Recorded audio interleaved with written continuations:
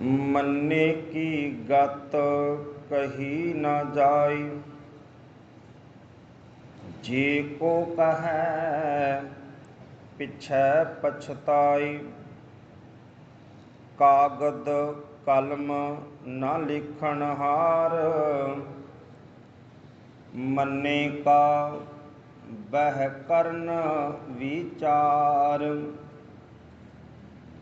ऐसा नाम निरंजन होए। जे को मन जाने मन कोय। ऐसा नाम निरंजन होए। जे को मन जाने मन कोय।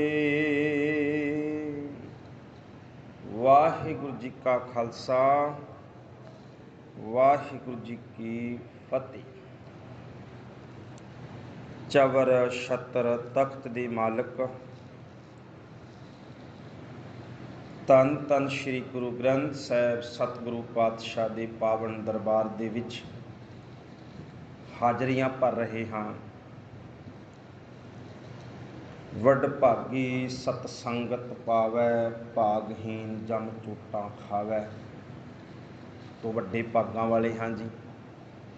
सो सतगुरां दा करिए शुकराना और गुरु नानक साहिब सतगुरु पातशाह जी की बाणी जप 11 पौड़ियां दी विचार आपां कर चुके हैं। 12वीं पौड़ी का पाठ आप जी ने सरवण किया। अगलियां जो 4 पौड़ियां ने ये मनण दियां ने।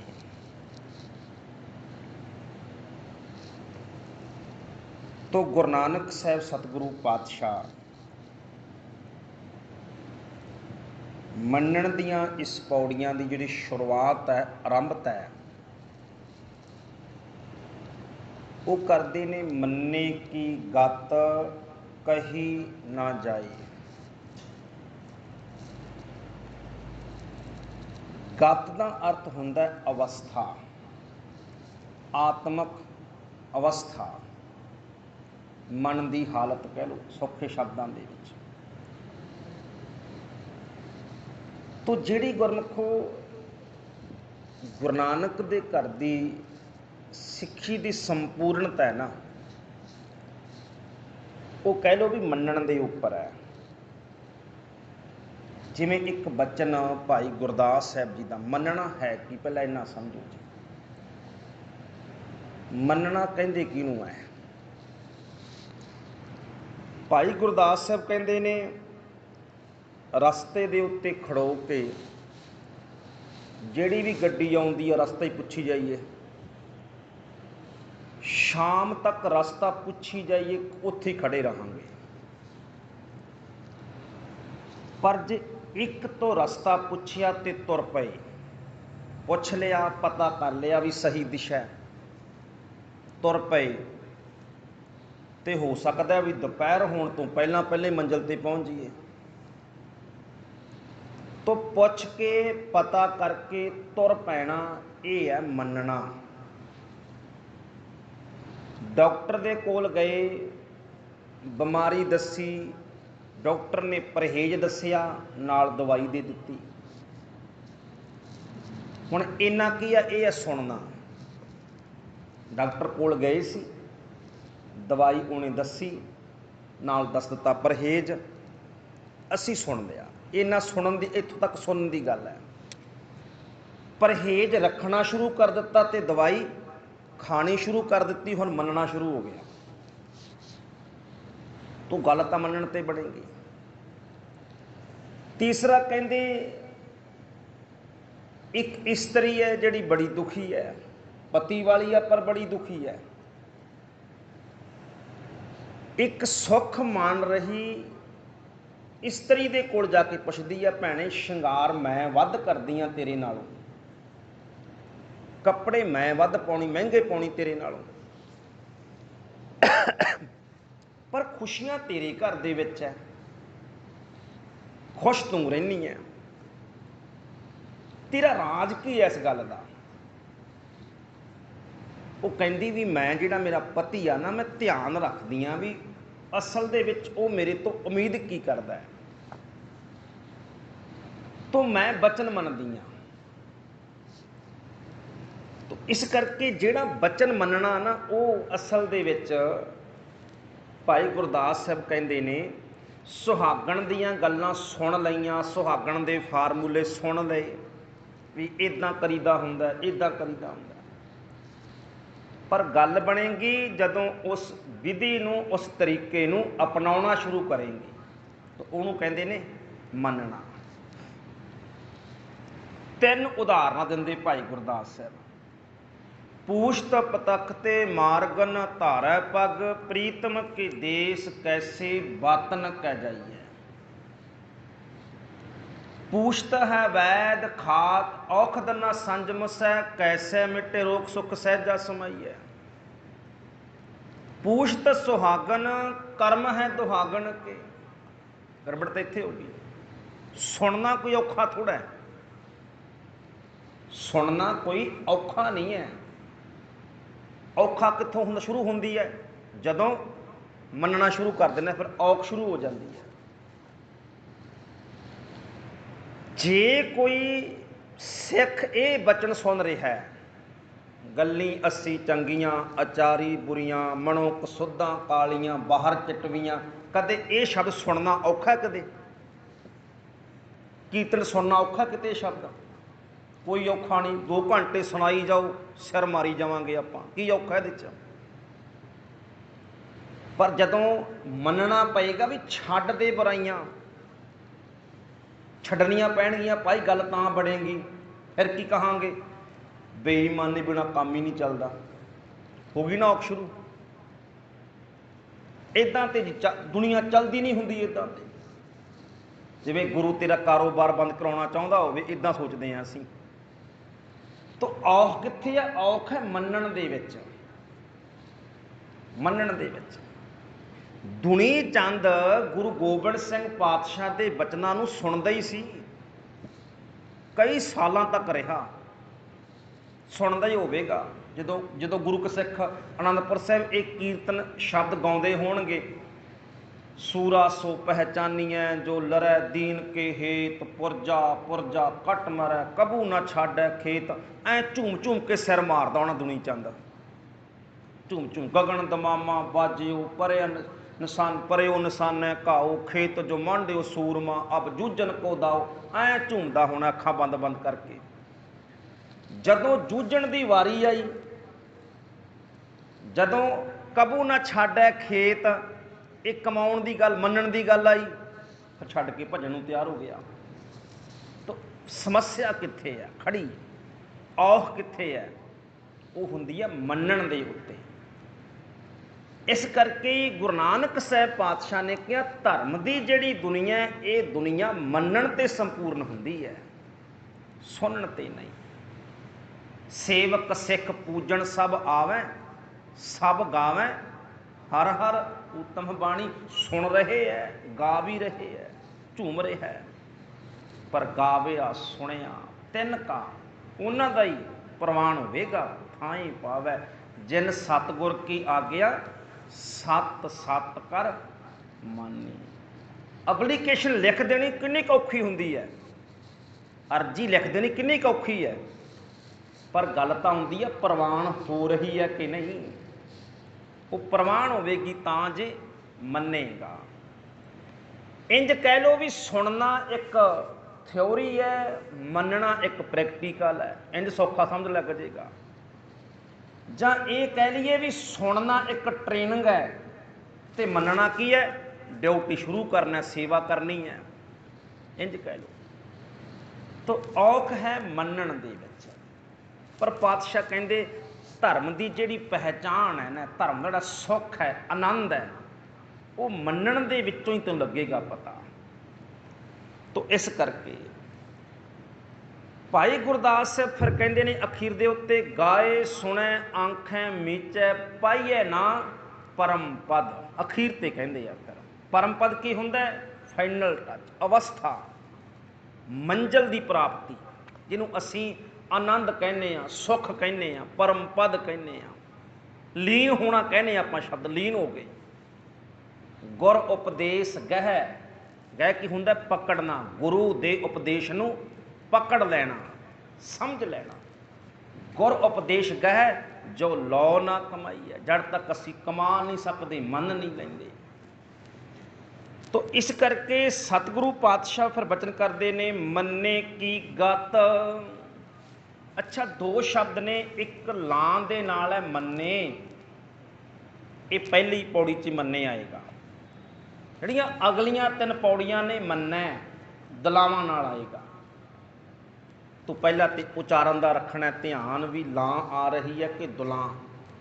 इस करके जदों भी घर में गुरमुखो पाठ करो, मैं बेनती पहला की सी एक दिन, बाणी भावें किन्नी कंठ है, गलतियां हो जांदियां ने, नहीं भी हुंदियां ते साडे लई चंगा है गुटका साहिब तो वेख के बाणी पढ़ो, इकाग्रता भी बन जाती, आसे पासे निगाह नहीं जाती।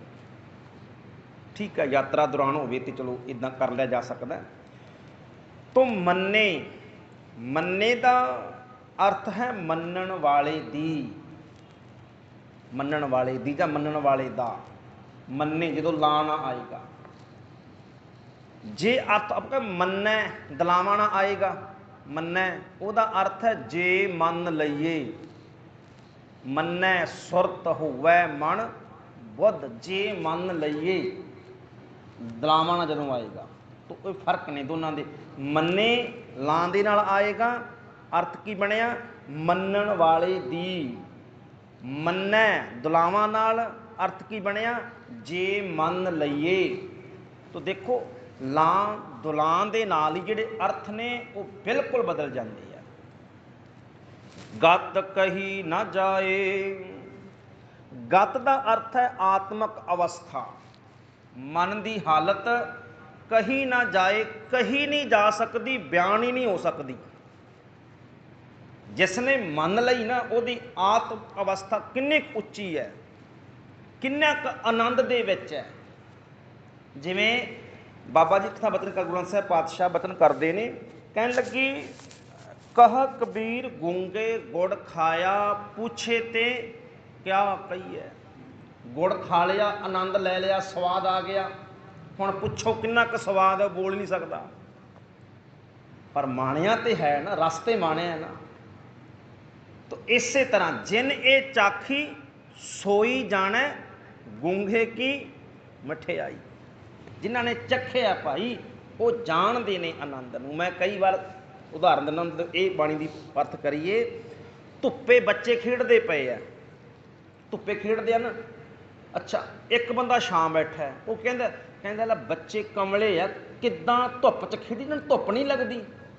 की कहते इन्हां नूं धुप क्यों नहीं लगती, छां बैठा कही जाता है धुप च सड़ रहे है। तो ਜਿਹੜੇ ਧੁੱਪੇ ਖੇਡ ਰਹੇ ਹੈ, ਤੁਸੀਂ ਉਹਨਾਂ ਬਚਨ ਜਾ ਕੇ ਪੁੱਛੋ, ਉਹ ਕਹਿੰਦੇ ਸਾਡਾ ਧਿਆਨ ਧੁੱਪ 'ਚ ਥੋੜ੍ਹਾ ਹੈ, ਸਾਡਾ ਧਿਆਨ ਤਾਂ ਖੇਡ ਦੇ ਵਿੱਚ ਹੈ, ਸਾਨੂੰ ਤਾਂ ਖੇਡ ਵਿੱਚੋਂ ਆਨੰਦ ਆ ਰਿਹਾ। ਹੁਣ ਜਿਹੜੇ ਖੇਡ ਰਹੇ ਹੈ ਉਹਨਾਂ ਦਾ ਧਿਆਨ ਕਿੱਥੇ ਹੈ, ਖੇਡ ਦੇ ਆਨੰਦ ਦੇ ਵਿੱਚ, ਉਹ ਤਾਂ ਆਨੰਦ ਲੈ ਰਹੇ ਹੈ। ਛਾਵੇਂ ਬੈਠਾ ਕੀ ਹੈ, ਧੁੱਪ 'ਚ ਨਹੀਂ ਮੱਚਦੇ, ਪਤਾ ਨਹੀਂ ਕੀ ਹੋਇਆ, ਕਮਲੇ ਹੋਏ ਫਿਰਦੇ ਆ। ਧਿਆਨ ਦੀ ਵੱਖੋ ਵੱਖਰੀ ਹੈ ਨਾ, आनंद वक्खो वखरा है। तो इस करके कई बार लगता हुंदा है, असीं कहने हैं देखो जी चरखड़ियां ते चढ़े, आरियां ना चराए गए, है ना। तो कितना दुख होवेगा। पर ये उन्हां दी अवस्था है, ये तो उन्हां दी अवस्था है जिन्हों असीं बयान नहीं कर सकते। जिवें भाई गुरदास साहब कहंदे, कहंदे जदों चंदन दी लक्कड़ दी कीमत पैंदी है ना गुरमुखो, ਲੱਕੜ ਨੂੰ ਡਬੋ ਡਬੋ ਦੇਖਿਆ ਜਾਂਦਾ ਹੈ। ਦੂਜੀਆਂ ਲੱਕੜਾਂ ਨੇ ਜਿਹੜੀਆਂ ਇੱਕ ਚੰਦਨ ਇਸ ਤਰ੍ਹਾਂ, ਕਈ ਚੰਦਨ ਕਈ ਤਰ੍ਹਾਂ ਦਾ, ਇੱਕ ਚੰਦਨ ਕਹਿੰਦੇ ਇਸ ਤਰ੍ਹਾਂ ਦਾ ਵੀ ਹੈ, ਉਹ ਚੰਦਨ ਲੱਕੜਾਂ ਦੂਜੀਆਂ ਤੈਰਦੀਆਂ ਨੇ, ਇੱਕ ਲੱਕੜ ਡੁੱਬ ਜਾਂਦੀ ਹੈ। ਦੁਨੀਆ ਕਹਿੰਦੀ ਡੁੱਬ ਗਈ, ਇਹ ਤਾਂ ਸਿਆਣੇ ਕਹਿੰਦੇ ਡੁੱਬੀ ਨਹੀਂ, ਇਹਦੀ ਕੀਮਤ ਹੀ ਤਾਂ ਪੈਣੀ ਹੈ, ਇਹਦੇ ਅਸਲ ਹੋਣ ਦੀ ਨਿਸ਼ਾਨੀ ਡੁੱਬਣਾ ਹੈ। ਜੇ ਇਹ ਵੀ ਤੈਰੇਗੀ ਨਾ, ਨਕਲੀ ਸਮਝੀ ਜਾਏਗੀ। ਇਹਦੇ ਡੁੱਬਣ ਦੀ ਨਿਸ਼ਾਨੀ ਕੀ ਹੈ, ਇਹ ਅਸਲੀ ਹੈ। अर्थ की बनया, दुनिया कहती डुब रहा है पर सियाणे कहते इहदी कीमत पै रही है। तो यही हुंदा है। दुनिया कहती उजड़ रहा है, तो ਉਹਨੂੰ ਕਹਿੰਦੇ ਸੀ ਇਹਦਾ ਪਰਿਵਾਰ ਸ਼ਹੀਦ ਹੋ ਗਿਆ, ਇਹ ਤਾਂ ਉੱਜੜ ਗਿਆ। ਪਰ ਨਹੀਂ ਅਸੀਂ ਵੇਖੋ, ਆਪਾਂ ਕਹਿੰਦੇ ਦੁੱਧ ਬਹੁਤ ਮਹਿੰਗਾ ਹੋ ਗਿਆ, ਕਹਿੰਦੇ ਦੁੱਧ ਬਹੁਤ ਮਹਿੰਗਾ ਹੋ ਗਿਆ ਜੀ, ਕਹਿੰਦੇ ਆ 60 ਰੁਪਏ 70 ਰੁਪਏ, ਇਹ ਤਾਂ ਪੈਸਿਆਂ ਦੀ ਗੱਲ ਹੈ। ਕਦੇ ਪੁੱਛ ਕੇ ਤੇ ਮੋਤੀ ਰਾਮ ਮਹਿਰੇ ਨੂੰ ਦੁੱਧ ਦੀ ਕੀ ਕੀਮਤ ਹੈ, ਕੀ ਕੀਮਤ ਹੈ? ਦੁੱਧ ਦੀ ਕੀਮਤ ਆਪਣੇ ਬੱਚਿਆਂ ਨੂੰ ਕੋਹਲੂ ਦੇ ਵਿੱਚ ਸ਼ਹੀਦ ਕਰਵਾ ਕੇ ਚੁਕਾਉਣੀ ਪਈ। ਪਰ ਕੀ ਹੈ, ਦੁਨੀਆ ਕਹਿੰਦੀ ਸੀ ਪਰਿਵਾਰ ਖਤਮ ਹੋ ਗਿਆ, ਪਰ ਨਹੀਂ ਨਹੀਂ, ਅੱਜ ਝੰਡੇ ਝੂਲਦੇ ਨੇ, ਉਹਨਾਂ ਦੇ ਨਿਸ਼ਾਨ ਝੂਲਦੇ ਆ।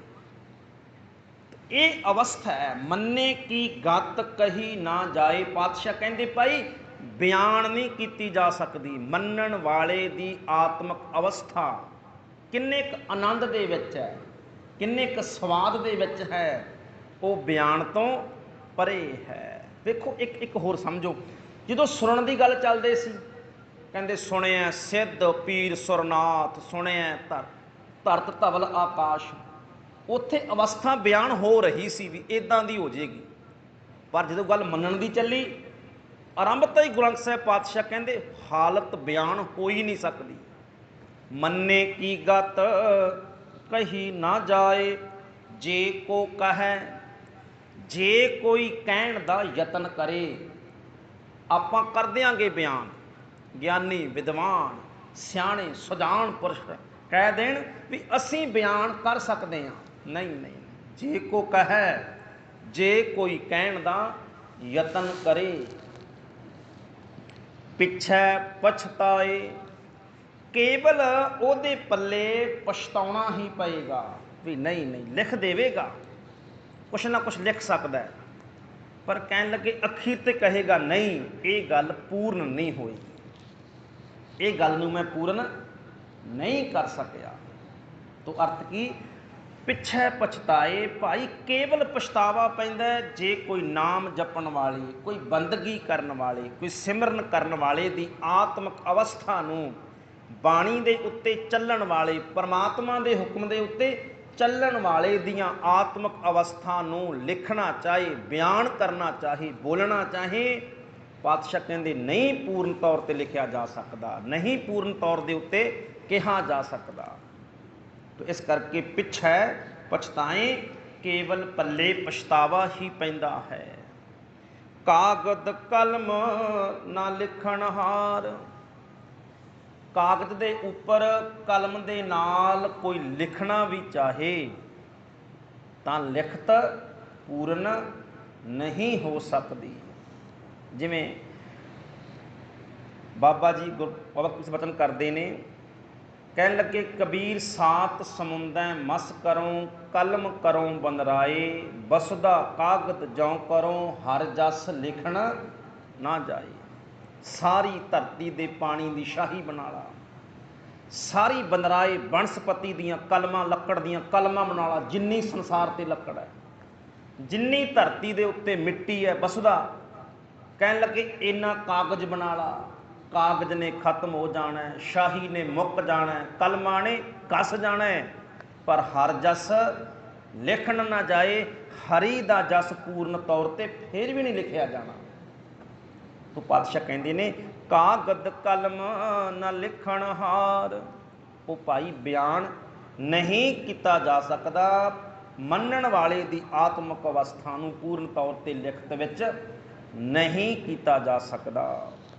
ਮੰਨੇ ਕਾ ਬਹਿ ਕਰਨ ਵਿਚਾਰ, ਮੰਨੇ ਕਾ ਮੰਨਣ ਵਾਲੇ ਦੀ, ਬਹਿ ਕਰਨ ਵਿਚਾਰ ਬੈਠ ਕੇ ਚਰਚਾ ਕਰਦੇ ਨੇ ਵਿਦਵਾਨ ਲੋਕ।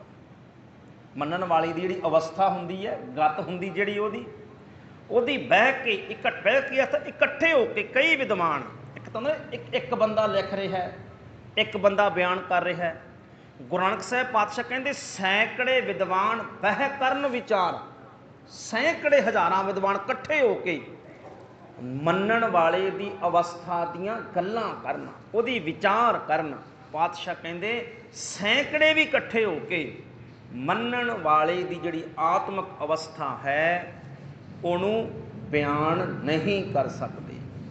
ਐਸਾ ਨਾਮ ਨਿਰੰਜਨ ਹੋਏ। ਅੱਛਾ, ਇੱਥੇ ਕੁਝ ਵਿਦਵਾਨ ਇਹ ਕਹਿੰਦੇ ਨੇ ਵੀ ਜੇ ਆਪਾਂ ਜਿਹੜੀ ਸਿਹਾਰੀ ਲੱਗੀ ਹੈ ਉਹ ਤੋਂ ਰਹਿਤ ਉਚਾਰਨ ਕਰੀਏ ਤੇ ਤਾਂ ਵੀ ਜਿਹੜਾ ਹੈ ਨਿਰੰਜਨ ਸਿੱਧਾ ਬੋਲ ਦਈਏ ਤਾਂ, ਕਿਉਂਕਿ ਨਾ ਦਾ ਅਰਥ ਹੈ ਨਹੀਂ, ਅੰਜਣ ਦਾ ਅਰਥ ਹੁੰਦਾ ਸੁਰਮਾ, ਸੁਰਮੇ ਤੋਂ ਰਹਿਤ। ਤੋ ਮਹਿੰਦਰ ਸਿੰਘ ਦੋਸ਼ ਲਿਖਦੇ ਨੇ, ਉਹ ਕਹਿੰਦੇ ਵੀ ਜੇ ਇਸ ਸਿਹਾਰੀ ਤੋਂ ਬਿਨਾਂ ਵੀ ਆਪਾਂ ਉਚਾਰਨ ਕਰੀਏ ਸਿੱਧਾ ਨਿਰੰਜਨ ਤੇ ਉਹਦੇ ਨਾਲ ਅਰਥ ਹੋਰ ਸਪਸ਼ਟ ਹੋ ਜਾਣਗੇ। ਐਸਾ ਨਾਮ ਅਜਿਹਾ ਹੈ ਉਸ ਵਾਹਿਗੁਰੂ ਪਰਮਾਤਮਾ ਦਾ ਨਾਮ ਨਿਰੰਜਨ ਹੋਏ। ਉਹ ਨਿਰੰਜਨ ਕੀ ਹੁੰਦਾ? ਕਾਲਖ ਤੋਂ ਰਹਿਤ, ਮਾਇਆ ਤੋਂ ਰਹਿਤ। ਤੋ ਸਤਿਗੁਰੂ ਪਾਤਸ਼ਾਹ ਕਹਿੰਦੇ ਅਜਿਹਾ ਹੈ ਭਾਈ ਪਰਮਾਤਮਾ ਦਾ ਨਾਮ। ਜਿਹੜੇ ਸੁਣਦੇ ਨੇ, ਜਿਹੜੇ ਜਪਦੇ ਨੇ, ਉਹਨਾਂ ਦੀ ਅਵਸਥਾ ਇੱਥੋਂ ਤੱਕ ਹੋ ਜਾਂਦੀ ਹੈ, ਉਹ ਆਪ ਕਾਲਖ ਤੋਂ ਰਹਿਤ ਹੈ। ਅੱਛਾ, ਕਾਲਖ ਤੋਂ ਰਹਿਤ ਕੀ ਹੁੰਦਾ? ਥੋੜਾ ਇਹ ਸਮਝੋ। ਜਿਵੇਂ ਆਪਾਂ ਕਹਿੰਦੇ ਆ ਸਭ ਮੈਂ ਜੋਤ ਜੋਤ ਹੈ, ਸੋਏ ਤਿਸਦਾ ਚਾਨਣ ਸਭ ਮੈਂ ਚਾਨਣ ਹੋਏ। ਸਮਝੋ ਨਿਰੰਜਨ ਦੇ ਕੀ ਅਰਥ ਹੈ? ਕਾਲਖ ਤੋਂ ਰਹਿਤ। ਸਾਰਿਆਂ 'ਚ ਪਰਮਾਤਮਾ ਦੀ ਜੋਤ ਹੈ। ਇਹਦਾ ਅਰਥ ਕੀ ਬਣਿਆ ਵੀ ਠੱਗ ਵਿੱਚ, ਬੇਈਮਾਨ ਵਿੱਚ, ਚੋਰ ਵਿੱਚ, ਡਾਕੂ ਵਿੱਚ, ਸਭ ਵਿੱਚ ਪਰਮਾਤਮਾ ਦੀ ਜੋਤ ਹੈ। ਸਾਰਿਆਂ 'ਚ ਵਸਦਾ ਹੈ ਉਹ। ਇਹ ਥੋੜਾ ਵੀ ਇਕੱਲੇ ਭਗਤਾਂ 'ਚ ਵਸਦਾ ਹੈ, ਉਹਦੀ ਜੋਤ ਸਭ ਦੇ ਵਿੱਚ ਹੈ। ਪਰ ਠੱਗ ਦੇ ਵਿੱਚ ਬੈਠ ਕੇ ਵੀ ਉਹ ਠੱਗ ਨਹੀਂ ਬਣਦਾ। ਇਹ ਆ ਕਾਲਖ ਵਿੱਚ ਰਹਿ ਕੇ ਵੀ ਕਾਲਖ ਤੋਂ ਰਹਿਤ ਰਹਿਣਾ। ਪਰਮਾਤਮਾ ਬੇਈਮਾਨ ਦੇ ਵਿੱਚ ਵੀ ਬੈਠਾ ਹੈ, ਪਰ ਬੇਈਮਾਨ ਵਿੱਚ ਬੈਠ ਕੇ ਉਹ ਬੇਈਮਾਨ ਨਹੀਂ ਬਣਦਾ। ਚੋਰ ਵਿੱਚ ਵੀ ਬੈਠਾ ਹੈ, ਕਾਲਖ ਦੇ ਵਿੱਚ ਹੈ, ਪਰ ਚੋਰ ਨਹੀਂ ਬਣਦਾ, ਕਾਲਖ ਤੋਂ ਰਹਿਤ ਹੈ। ਵਿੱਚ ਆਪਾਂ ਕਹਿੰਦੇ ਆ ਵੀ ਅੰਦਰ ਪਰਮਾਤਮਾ ਬੈਠਾ ਹੈ, ਪਰ ਅਸਰ ਕਿਉਂ ਨਹੀਂ ਹੁੰਦਾ? ਉਹ ਤਾਂ ਗੱਲ ਪ੍ਰਗਟ ਹੋਣ ਦੀ ਹੈ ਨਾ, ਵੀ ਪ੍ਰਗਟ ਕਰਨ ਦੇ ਲਈ ਯਤਨ ਮਨੁੱਖ ਨੂੰ ਕਰਨੇ ਪੈਣਗੇ। ਗੁਰਸਾਖੀ ਜੋਤ ਪ੍ਰਗਟ ਹੋਏ। ਜਿਵੇਂ ਇਹ ਕਹਿ ਲਓ ਵੀ ਜਿਹੜੀ ਧੁੱਪ ਹੈ, ਸੂਰਜ ਦੀਆਂ ਕਿਰਨਾਂ ਨੇ ਜਿਹੜੀਆਂ, ਉਹ ਮੈਲੀਆਂ ਚਿੱਕੜ ਉੱਪਰ ਵੀ ਪੈਂਦੀਆਂ ਨੇ, ਪਰ ਸੂਰਜ ਦੀਆਂ ਕਿਰਨਾਂ ਚਿੱਕੜ ਦੇ ਵਿੱਚ ਪੈ ਕੇ ਵੀ ਚਿੱਕੜ ਦੀ ਗੰਦਗੀ ਨਾਲ ਨਹੀਂ ਭਰੀਆਂ ਜਾਂਦੀਆਂ। ਰਵਿੰਦਰਨਾਥ ਟੈਗੋਰ ਨਾ ਤੁਰੇ ਜਾ ਰਹੇ ਸੀ ਇੱਦਾਂ ਇੱਦਾਂ, ਤੇ ਉਹਦੇ ਚੇਲੇ ਨਾਲ ਨਾਲ ਤੁਰੇ ਜਾ ਰਹੇ ਨੇ ਟੈਗੋਰ ਜੀ ਦੇ। ਉਹਨੇ ਪੁੱਛਿਆ, ਕਹਿਣ ਲੱਗੇ ਜੀ ਪਰਮਾਤਮਾ ਸਾਰੀਆਂ ਥਾਵਾਂ ਤੇ ਵਸਦਾ ਹੈ ਤੇ ਫਿਰ ਬੁਰਿਆਂ ਵਿੱਚ ਵੀ ਵਸਦਾ ਹੈ ਜੀ? ਉਹ ਕਹਿੰਦੇ ਹਾਂ। ਕਹਿੰਦੇ ਸਾਨੂੰ ਦਿਖਾਓ। ਸੇਵਕ ਕਹਿੰਦੇ ਸਾਨੂੰ ਦਿਖਾਓ ਕਿੱਦਾਂ, ਇੱਦਾਂ ਕਿਵੇਂ ਹੋ ਸਕਦਾ? ਤੋ ਤੁਰੇ ਜਾਂਦੇ ਨੇ, ਤੁਰਿਆਂ ਜਾਂਦਿਆਂ ਜਾਂਦਿਆਂ ਇੱਕ ਗੰਦਗੀ ਦੇ ਢੇਰ ਦੇ ਉੱਤੇ ਸੂਰਜ ਦੀਆਂ ਕਿਰਨਾਂ ਪਈਆਂ ਦੇਖੀਆਂ। ਧੁੱਪ ਗੰਦਗੀ ਦੇ ਢੇਰ ਉੱਤੇ ਪੈ ਰਹੀ ਹੈ, ਪੈ ਰਹੀ ਹੈ। ਕਹਿੰਦੇ ਇੱਕਦਮ ਨੱਚਣ ਲੱਗ ਪਏ। ਪੁੱਛਿਆ ਕਿਉਂ? ਕਹਿੰਦੇ ਆਹ ਦੇਖੋ ਤੁਹਾਡੇ ਸਾਹਮਣੇ ਪ੍ਰਤੱਖ ਪ੍ਰਮਾਣ ਹੈ, ਸੂਰਜ ਦੀਆਂ ਕਿਰਨਾਂ ਗੰਦਗੀ ਦੇ ਢੇਰ ਉੱਤੇ ਪੈ ਰਹੀਆਂ ਨੇ, ਪਰ ਫਿਰ ਵੀ ਪਵਿੱਤਰ ਨੇ, ਮੈਲੀਆਂ ਨਹੀਂ ਹੁੰਦੀਆਂ। ਇਸੇ ਤਰ੍ਹਾਂ ਹੀ ਭਾਈ ਉਹ ਪਰਮਾਤਮਾ ਦਾ ਨਾਮ ਹੈ। ਉਹ ਚੋਰ ਦੇ ਅੰਦਰ ਵੀ ਜਾਂਦਾ ਹੈ, ਠੱਗ ਦੇ ਅੰਦਰ ਵੀ, ਪਰ ਇਹ ਕਰੋ ਮਲੀਨ ਨਹੀਂ ਹੁੰਦਾ। ਪਰਮਾਤਮਾ ਦੀ ਜੋਤ ਚੋਰ, ਠੱਗ, ਬੇਈਮਾਨ ਸਭ ਦੇ ਵਿੱਚ ਹੈ, ਪਰ ਉਸ ਪਰਮਾਤਮਾ ਦੀ ਜੋਤ ਉੱਪਰ ਅਸਰ ਨਹੀਂ ਹੈ। ਉਹ ਪਰਮਾਤਮਾ ਕਾਲਖ ਤੋਂ ਰਹਿਤ ਹੈ। ਤੋ ਐਸਾ ਨਾਮ ਨਿਰੰਜਨ ਹੋਏ। ਐਸਾ ਹੈ ਭਾਈ ਉਸ ਪਰਮਾਤਮਾ ਦਾ ਸਵਰੂਪ, ਉਸ ਪਰਮਾਤਮਾ ਦਾ ਨਾਮ ਅਜਿਹੀ ਸਮਰੱਥਾ ਵਾਲਾ ਹੈ। ਜੇ ਕੋ ਮਨ ਜਾਣੈ, ਜੇ ਕੋਈ ਮਨ ਉੱਤੇ ਟਿੱਪੀ ਲੱਗੀ ਹੋਈ ਹੈ, ਨੰਨੇ ਨੂੰ ਸਿਹਾਰੀ ਵੀ ਲੱਗੀ ਆ, ਮਨ ਜਾਣੈ। ਜੇ ਕੋਈ ਮੰਨ ਕੇ ਵੇਖੇ, ਮਨ ਜਾਣਾ ਦਾ ਕੀ ਅਰਥ ਹੈ? ਜੇ ਕੋਈ ਮੰਨ ਕੇ ਦੇਖੇ ਤਾਂ ਇਹ ਗੱਲਾਂ ਸਮਝ ਤਾਂ ਪੈਣਗੀਆਂ। ਇਹ ਜਿਹੜੀ ਅਵਸਥਾ ਹੈ, ਇਹ ਮਨ ਦੀ ਹਾਲਤ ਹੈ, ਇਹ ਸਮਝ ਕਿਹਨਾਂ ਨੂੰ ਪੈਂਦੀ ਹੈ? ਦੂਜੇ ਲਈ ਇੱਦਾਂ ਹੀ ਹੈ। ਜਿਵੇਂ ਛਾਂ ਵਿੱਚ ਬੈਠੇ ਹੋਏ ਲਈ ਧੁੱਪੇ ਖੇਡਦੇ ਬੱਚੇ, ਉਹ ਇੰਝ ਲੱਗਦਾ ਵੀ ਉਹ ਦੁਖੀ ਹੋ ਰਹੇ ਆ ਜੀ। ਉਹ ਤਾਂ ਪਰੇਸ਼ਾਨ ਨੇ, ਪਰ ਉਹਨਾਂ ਦੀ ਅਵਸਥਾ ਉਹੀ ਜਾਣਦੇ ਨੇ। ਇਸੇ ਤਰ੍ਹਾਂ ਪਾਤਸ਼ਾਹ ਕਹਿੰਦੇ ਆਹ ਗੱਲਾਂ ਭਾਈ ਕਿਹਨੂੰ ਸਮਝ ਪੈਂਦੀਆਂ ਨੇ? ਜਿਹੜੇ ਗੁਰੂ ਦੇ ਹੁਕਮ ਨੂੰ ਕਮਾਉਣਾ ਸ਼ੁਰੂ ਕਰ ਦਿੰਦੇ ਨੇ ਵੀ ਸੁੱਖ ਕੀ ਹੈ ਇਹਦੇ ਵਿੱਚ। ਇੱਕ ਉਦਾਹਰਨ ਲੈ ਲਓ। ਜਿਵੇਂ ਇੱਕ ਬਚਨ ਪੜ੍ਹਦੇ ਹਾਂ ਆਪਾਂ, ਫਰੀਦਾ ਬੁਰੇ ਦਾ ਭਲਾ ਕਰ, ਗੁੱਸਾ ਮਨ ਨਾ ਹੰਢਾਏ। ਅੱਛਾ ਅੱਛਾ, ਇੱਕ ਇੱਕ ਹੁਣ ਇਹ ਬਚਨ ਕੀਰਤਨ ਰੂਪ ਅਸੀਂ ਸੁਣਿਆ, ਕੀਰਤਨ ਟਿਊਨ ਚੰਗੀ ਲੱਗੀ, ਤਬਲੇ ਦੀ ਤਾਲ ਚੰਗੀ ਲੱਗੀ, ਰਾਗ ਵਧੀਆ ਲੱਗਿਆ, ਹਨਾ, ਸਾਊਂਡ ਵਧੀਆ ਲੱਗਿਆ, ਇਦਾਂ ਝੂਮ ਝੂਮ ਕੇ ਆਪਾਂ ਨਾਲ ਸਿਰ ਮਾਰਾਂਗੇ, ਹੁਣ ਬਹੁਤ ਆਨੰਦ ਆਇਆ। ਅੱਛਾ, ਆਨੰਦ ਤੇ ਆਇਆ, ਥੋੜਾ ਸਮਾਂ ਸੁੱਖ ਆਇਆ।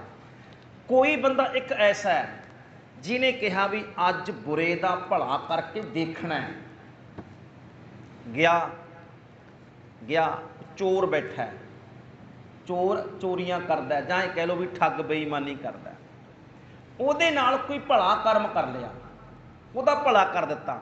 ਅੱਛਾ, ਜਿਹੜਾ ਆਨੰਦ ਉਸ ਬੰਦੇ ਨੂੰ ਮਿਲਿਆ, ਇਹ ਇੱਕ ਹੋਰ ਲੈ ਲਓ ਸੌਖਾ ਹੀ, ਕਿਸੇ ਭੁੱਖੇ ਬੰਦੇ ਨੂੰ ਰੋਟੀ ਕਦੇ ਖਵਾ ਕੇ ਦੇਖੋ। ਭੁੱਖਾ ਬੰਦਾ ਸਾਨੂੰ ਮਿਲ ਗਿਆ, ਕੋਈ ਬਹੁਤ ਭੁੱਖਾ ਹੋਵੇ, 4 ਦਿਨ ਦਾ ਭੁੱਖਾ, ਉਹਨੂੰ ਅਸੀਂ ਰੋਟੀ ਖਵਾਤੀ, ਰੋਟੀ ਖਵਾਉਣ ਤੋਂ ਬਾਅਦ ਜਿਹੜਾ ਆਨੰਦ ਆਇਆ ਵੀ ਅੱਜ ਮੈਂ ਕੋਈ ਭਲਾ ਕੰਮ ਕੀਤਾ ਹੈ, ਜਿਹੜਾ ਉਸ ਤੋਂ ਬਾਅਦ ਭਲਾ ਕਰਨ ਤੋਂ ਬਾਅਦ ਜਿਹੜਾ ਆਨੰਦ ਆਇਆ, ਉਹ ਆਨੰਦ ਦੁਨੀਆ ਦੀ ਕਿਸੇ ਕਿਤਾਬ ਦੇ ਵਿੱਚੋਂ ਕਹਿਣ ਦੇ ਨਾਲ ਨਹੀਂ ਮਿਲ ਸਕਦਾ, ਸੁਣਨ ਨਾਲ ਨਹੀਂ ਮਿਲ ਸਕਦਾ। ਜਿਹੜੀ ਸੰਤੁਸ਼ਟੀ ਉਹ ਕਰਕੇ ਮਿਲੇਗੀ ਕੰਮ, ਉਹ ਉਦੋਂ ਹੀ ਮਿਲਣਾ ਹੈ।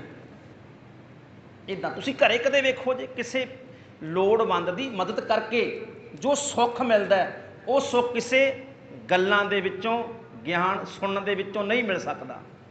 ਤੋ ਪਾਤਸ਼ਾਹ ਕਹਿੰਦੇ ਉਹ ਜਿਹੜਾ ਆਨੰਦ ਹੈ ਨਾ, ਉਹ ਆਨੰਦ ਕਰਕੇ ਮਿਲੇਗਾ। ਅਸੀਂ ਲੱਖਾਂ ਯਤਨ ਕਰ ਲਗੇ ਵੀ ਗੁਰੂ ਦੀ ਸੇਵਾ ਕਰਨੀ ਚਾਹੀਦੀ, ਕਰਨੀ ਚਾਹੀਦੀ, ਚੱਕ ਕੇ ਝਾੜੂ ਮਾਰ ਕੇ ਤਾਂ ਕਿੰਨਾ ਆਨੰਦ ਮਿਲਦਾ, ਸੰਤੁਸ਼ਟੀ ਕਿੰਨੀ ਮਿਲਦੀ ਹੈ ਮਨ ਨੂੰ ਵੀ ਹਾਂ ਅੱਜ ਮੰਨਿਆ ਮੈਂ ਗੁਰੂ ਕਾ ਬਚਨ। ਉਹ ਜਿਹੜਾ ਆਨੰਦ ਹੈ ਨਾ, ਉਹ ਮੰਨਣ ਤੇ ਹੀ ਮਿਲਦਾ ਗੁਰਮੁਖੋ। ਇਸ ਕਰਕੇ ਪਾਤਸ਼ਾਹ ਕਹਿੰਦੇ ਐਸਾ ਨਾਮ ਨਿਰੰਜਨ ਹੋਏ ਜੇ ਕੋ ਮਨ ਜਾਣੈ, ਜੇ ਕੋਈ ਮੰਨ ਕੇ ਵੇਖੇ ਤਾਂ। ਮਨ ਕੋਏ ਮਨ ਵਿੱਚ ਮੰਨ ਕੇ ਦੇਖੇ ਤਾਂ। ਤੋ ਪਾਤਸ਼ਾਹ ਕਹਿੰਦੇ ਭਾਈ ਫਿਰ ਉਸ ਨੂੰ ਜਿਹੜੀ ਅਵਸਥਾ ਦੀ ਪ੍ਰਾਪਤੀ ਹੁੰਦੀ ਹੈ, ਦੁਨੀਆ ਦੀ ਕੋਈ ਤਾਕਤ ਉਸ ਨੂੰ ਬਿਆਨ ਨਹੀਂ ਕਰ ਸਕਦੀ। ਸਤਿਗੁਰੂ ਪਾਤਸ਼ਾਹ ਕਿਰਪਾ ਕਰਨ। ਵਾਹਿਗੁਰੂ ਪਰਮੇਸ਼ਰ ਜੀ ਦੇ ਹੁਕਮ ਨੂੰ, ਗੁਰੂ ਕੀ ਬਾਣੀ ਨੂੰ ਮੰਨਣਾ ਸ਼ੁਰੂ ਕਰੀਏ, ਹੌਲੀ ਹੌਲੀ ਆਨੰਦ ਜਿਹੜਾ ਹੈ ਗੁਰਮੁਖੋ ਰਸ ਹੈ ਉਹ ਬਣਨ ਲੱਗ ਜਾਵੇਗਾ। ਸਾਰੇ ਅਰਦਾਸ ਕਰੀਏ, ਭੁੱਲਾਂ ਚੁੱਕਾਂ ਦੀ ਖਿਮਾ, ਫਤਿਹ ਬੁਲਾਓ ਆਖੋ ਜੀ। ਵਾਹਿਗੁਰੂ ਜੀ ਕਾ ਖਾਲਸਾ,